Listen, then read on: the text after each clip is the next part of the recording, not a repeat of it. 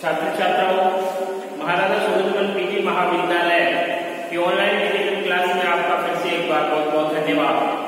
छात्रों, अपने जो बीए पार्ट सेकेंड यानी संसाधन भूगोल, इसमें जैसे रिसोर्सेज ज्योग्राफी, तो रिसोर्सेज ज्योग्राफी में अपने पढ़ रहे थे यानी एग्रीकल्चर, जो एग्रीकल्चर से रीजन्स हैं यानी कृषि प्रदेश, तो उन कृषि प्रदेशों में कल अपने अध्ययन किए थे।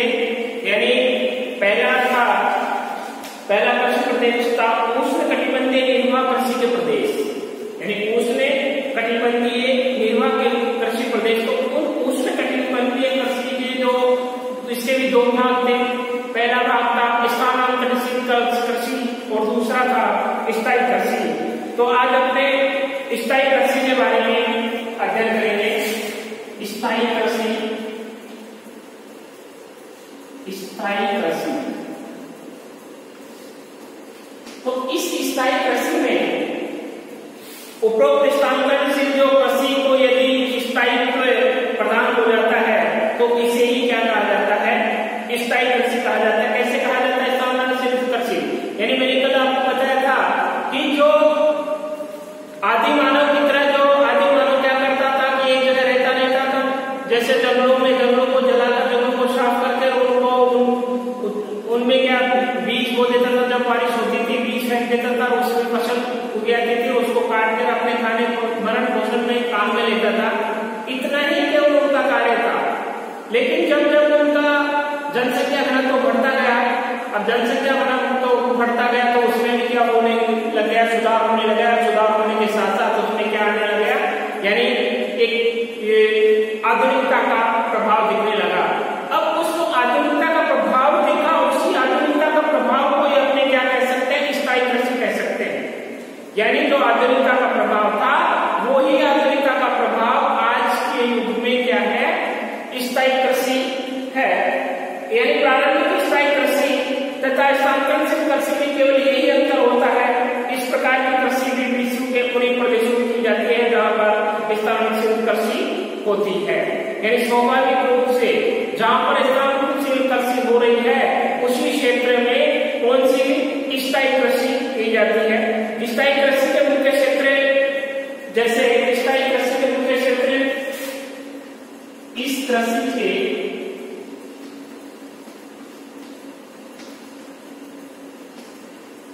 मुख्य क्षेत्र, इस कृषि के मुख्य क्षेत्र आर्द्र उष्णकटिबंधीय मैदानी क्षेत्र, आर्द्र उष्णकटिबंधीय मैदानी क्षेत्र। आर्द्र उष्णकटिबंधीय मैदानी क्षेत्र भाग है जहां अपेक्षाकृत अधिक, जहां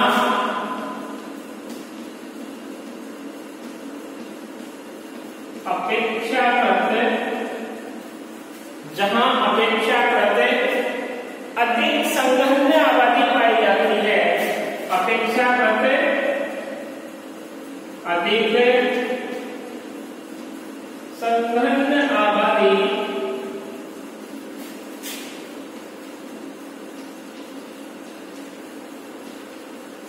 पाई जाती है। संघनन आबादी पाई जाती है। उर्वरक जल और मिट्टी में, उर्वरक जल और मिट्टी, उर्वरक जल और मिट्टी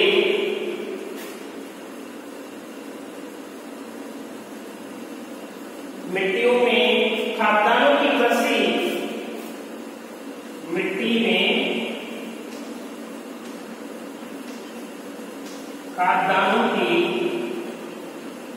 कृषि सरलता पूर्वक की जाती है। कृषि सरलता पूर्वक की जाती है। जैसे मिर्च, मसाले जैसे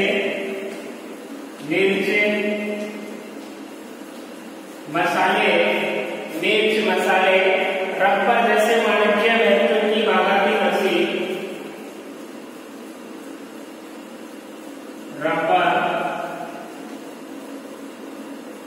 जैसी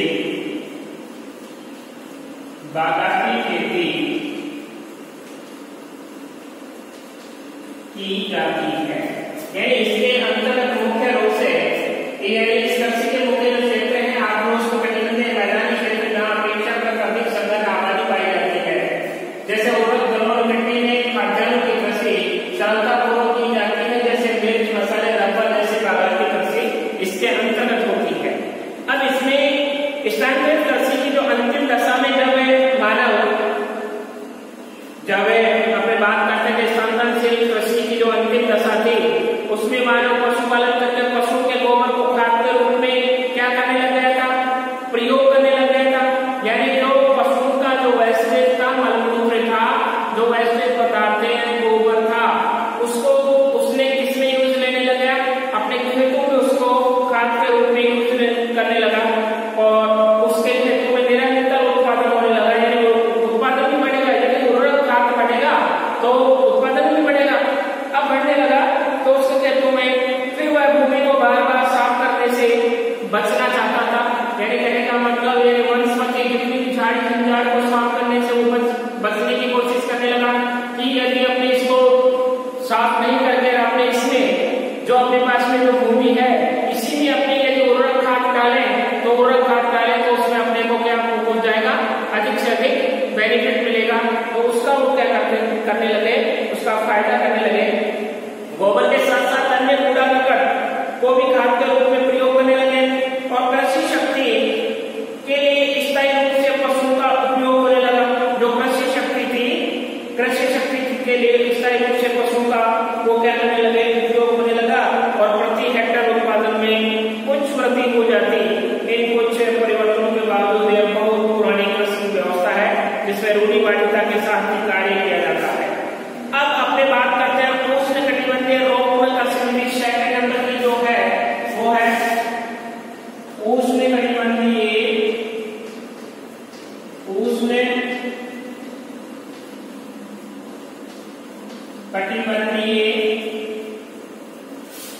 उष्णकटिबंधीय रोपण कृषि प्रदेश। रोपण कृषि प्रदेश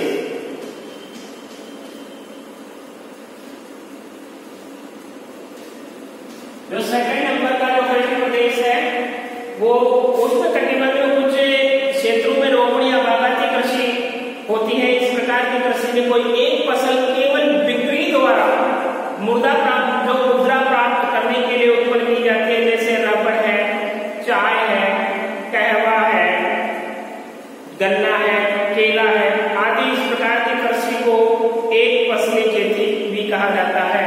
यानी उष्णकटिबंधीय कुछ ऐसे क्षेत्र इस प्रकार की कृषि में कोई एक फसल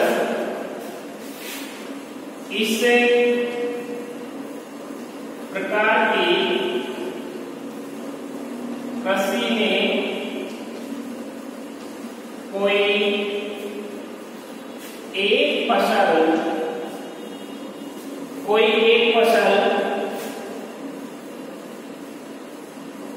कोई एक फसल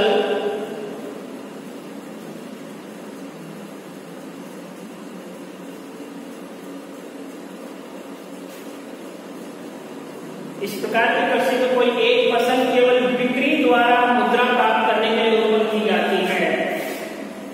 बिक्री द्वारा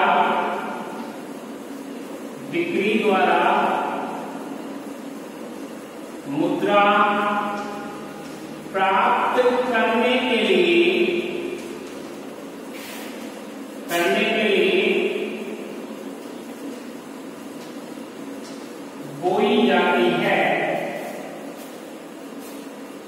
बोई जाती है। यानी मुद्रा प्राप्त करने के लिए बोई जाती है या उत्पन्न करने के लिए बोई जाती है। जैसे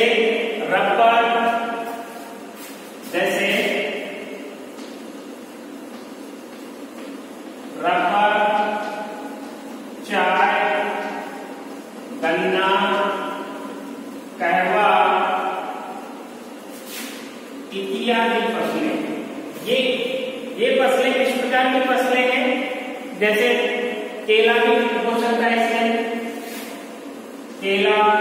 ये क्या होती है, नगदी फसलें होती है, क्योंकि इनसे जो कृषक होता है उसको नगद प्राप्त हो जाता है, इसलिए ये नगदी फसलों के रूप में इस प्रकार की कृषि को एक फसली खेती भी कहते हैं। तथा इस प्रकार की खेती को एक फसली खेती भी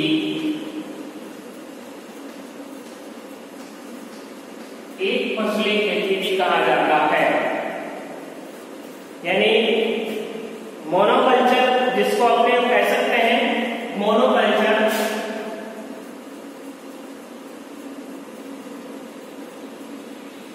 मोनोकल्चर भी कहा जाता है। ये मोनोकल्चर इसी के अंतर्गत आते हैं। कुछ विद्वान गन्ने को भी बागाती फसल मानते हैं, किंतु वास्तव में गन्ना बागाती फसल नहीं है।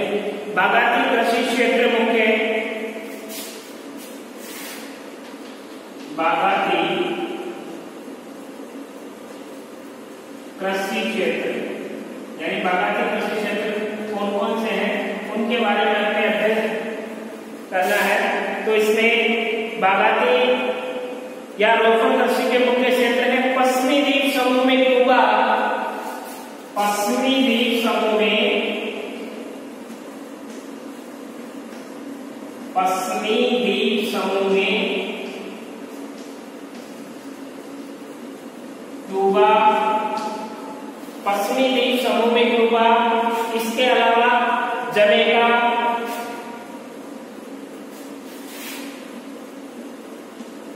Jamaica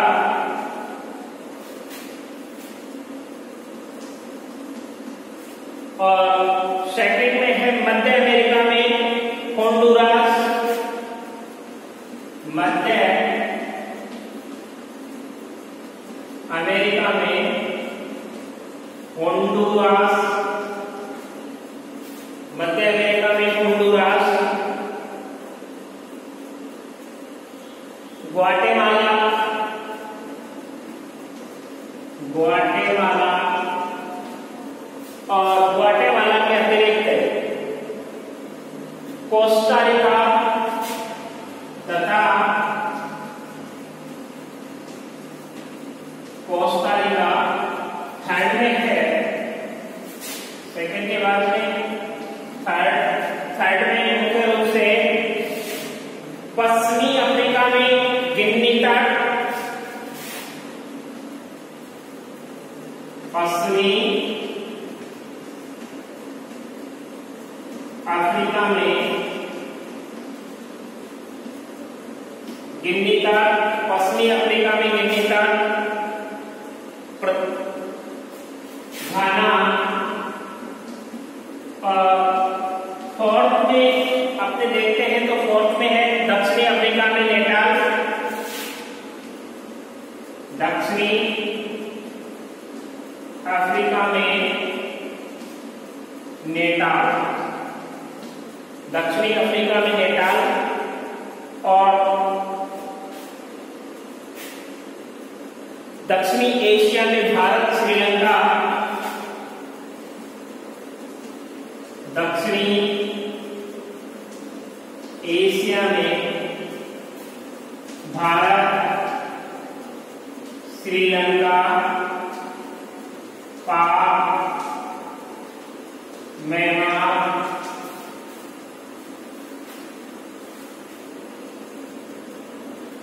Malaysia, Indonesia, Malaysia, Indonesia. और जो छठा नंबर का है, 6 नंबर का, उस 6 नंबर में मुख्य रूप से ऑस्ट्रेलिया में क्वींसलैंड, ऑस्ट्रेलिया जो महाद्वीप है उस ऑस्ट्रेलिया में क्वींसलैंड, ये मुख्य क्षेत्र है जिसके बागाती कृषि के, यानी जो बागाती कृषि है उसके मुख्य क्षेत्र में पश्चिमी द्वीप समूह में क्यूबा है, जमैका है और मध्य अमेरिका में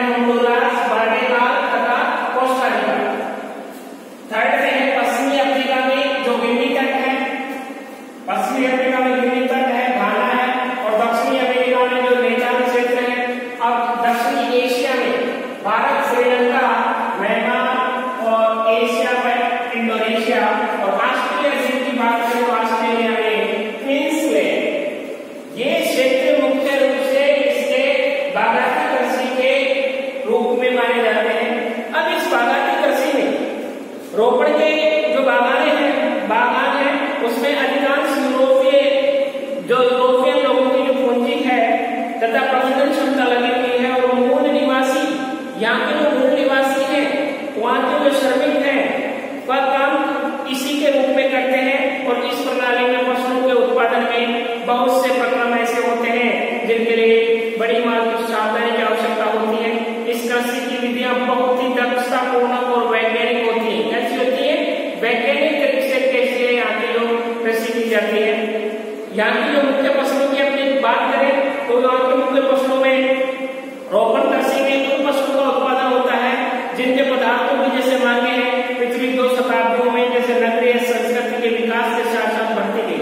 और इन नगरीय संस्कृति के साथ बढ़ने के साथ साथ ये फसलें जैसे गन्ना है, चाय है, कहवा है, काफी है, कोको है, नारियल है, रबर है, रेशा है, ये सारी फसल किसके अंतर्गत आती है?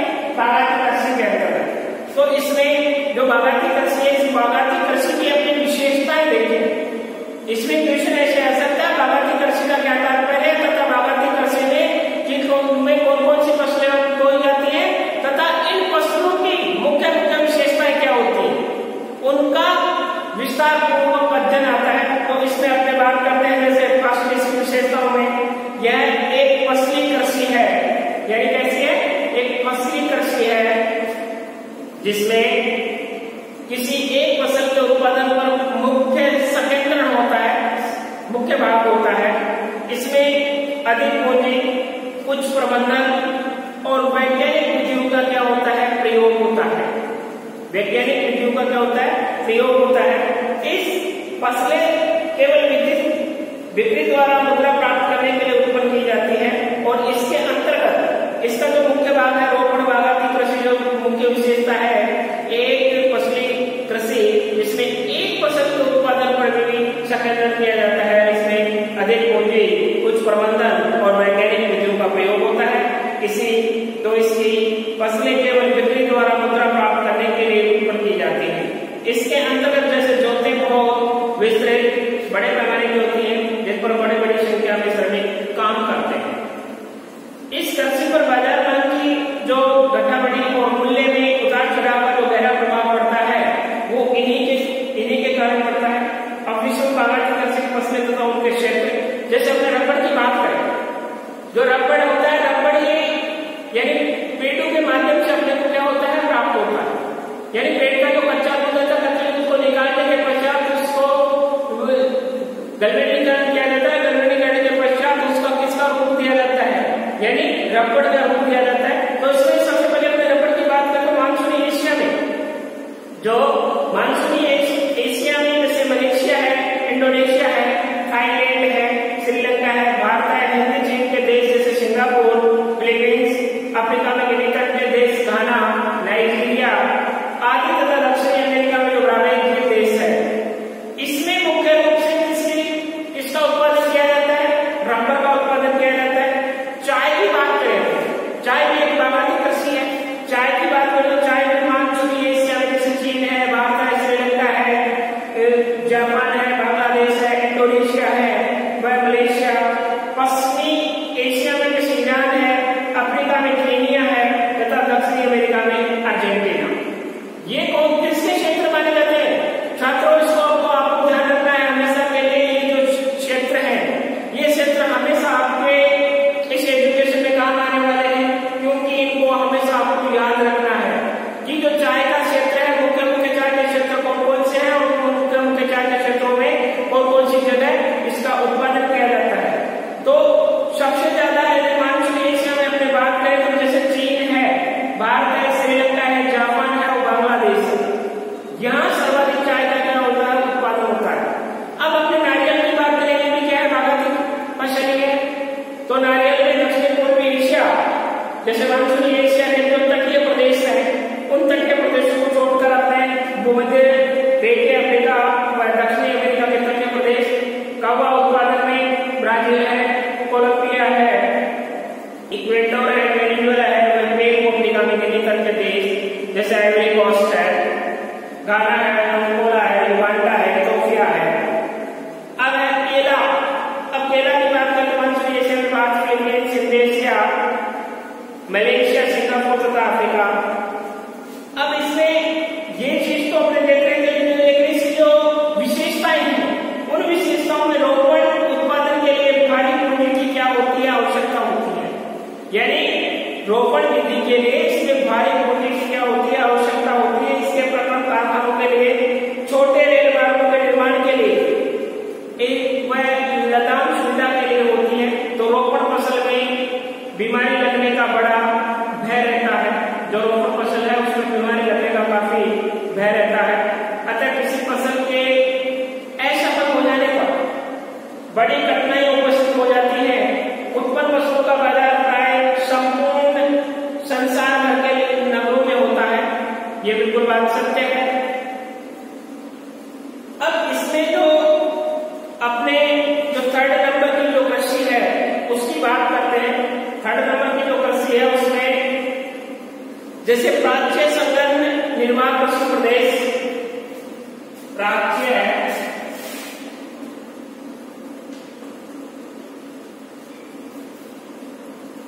प्राच्य संलग्न निर्वाह कृषि प्रदेश, निर्वाह कृषि प्रदेश, इनकी अपनी बात करें प्राचीन संलग्न निर्वाह प्रदेशों की, तो प्राचीन संलग्न निर्वाह कृषि एशिया के जो मानसूनी क्षेत्र है इसके दो भेद माने जाते हैं। एक माना जाता है चावल प्रधान गहन कृषि। एक तो किसके लिए फेमस है, किसके लिए प्रसिद्ध है, चावल गहन कृषि के लिए, जो उन क्षेत्रों में की जाती है जिनमें वार्षिक वर्षा की मात्रा 100 सेंटीमीटर से अधिक होती है या जिनमें सिंचाई की अच्छी सुविधा होती है। चावल रहित कृषि जो से क्या होती है, कम होती है। पूर्वी एशिया तथा दक्षिणी पूर्वी एशिया के जो मानसूनी प्रदेशों में ग्रीष्म ऋतु मानसूनी ऋतु की होती है तथा शीत ऋतु शुष्क होती है। शीत ऋतु कैसी होती है, शुष्क होती है। तो इनमें जिसमें चावल की फसल मुख्य होती है, प्राच्य कृषि के द्वारा संसार की जनसंख्या के बहुत बड़े भाग का भरण पोषण होता है। प्राच्य और पूर्वी संलग्न कृषि के जैसे देशों की अपनी चर्चा करें, अपने बात करें तो उसमें चीन है, जापान है, कोरिया है, भारत है, बांग्लादेश है, म्यांमार है, पाकिस्तान है, वियतनाम है, थाईलैंड है और फिलीपींस और जावा के कुछ भाग हैं। अब इसमें फसलें यानी इसमें कौन सी फसलें उगाई जाती है। इस मानसून प्रकार की कृषि द्वारा उत्पन्न की जाने वाली फसलों में धान है, चावल है, सोयाबीन है, दालें हैं, मोटा अनाज जैसे कालोटियां है, ज्वार है, गेहूं है, तिलहन है और सब्जियां हैं। प्रतिवर्ष 2 या 3 फसलें उत्पन्न की जाती हैं, जिनमें चावल तो अधिक वर्षा या सिंचाई के क्षेत्रों में उत्पन्न किया जाता है, मोटे अनाज और गेहूं जो कम वर्षा के क्षेत्रों में उत्पन्न किए जाते हैं। संलग्न कृषि की मुख्य विशेषताओं की अपनी बात करें तो उनमें मुख्य रूप से इस प्रकार के देशों की संलग्न खेती की मुख्य विशेषता ये है, खेत छोटे आकार के होते हैं। इसमें जो खेतों का आकार है वो कैसा होता है, छोटा होता है। मानव श्रमिकों द्वारा साधारण औजार जैसे फावड़ा, खुरपा हल का प्रयोग किया जाता है। खेतों को जोतने के लिए, सिंचाई के लिए प्राय बैल और भैंस प्रयोग में लाए जाते हैं। कटी हुई फसलों को तथा अनाज आदि को ढोकर ले जाने के लिए बैलगाड़ी तथा भैंसा बोगियों का प्रयोग करते हैं। बहुत सा कार्य हाथों द्वारा किया जाता है। मिट्टी की उर्वरता को बनाए रखने के लिए पशुओं के गोबर की खाद, मनुष्य के मल की खाद, कंपोस्ट खाद आदि का क्या किया जाता है, उसमें प्रयोग किया जाता है। अब रासायनिक उर्वरकों का भी अपने इसमें काफी प्रयोग किया जाता है। फसलों के हेरफेर द्वारा मिट्टियों के उपजाऊपन को कायम रखा जाता है। आवश्यकता अनुसार जैसे फसलों विशेषता जैसे चावल की सिंचाई की जाती है। द्विफसली विधि तथा अंतर फसली विधि द्वारा एक ही खेत में एक फसल के बीच में दूसरी फसल को बोकर जैसे सोयाबीन के बीच की पंक्तियों में बंद गोभी है, भूमि का वर्ष पर पूरा किया जाता है। ये है 4 प्रकार का जो नेक्स्ट प्रकार की जो कृषि प्रदेश है मुख्य है, यानी ज्यादातर क्वेश्चन आता है वो है भूमध्य रेखीय भूमध्य सागरीय कृषि प्रदेश।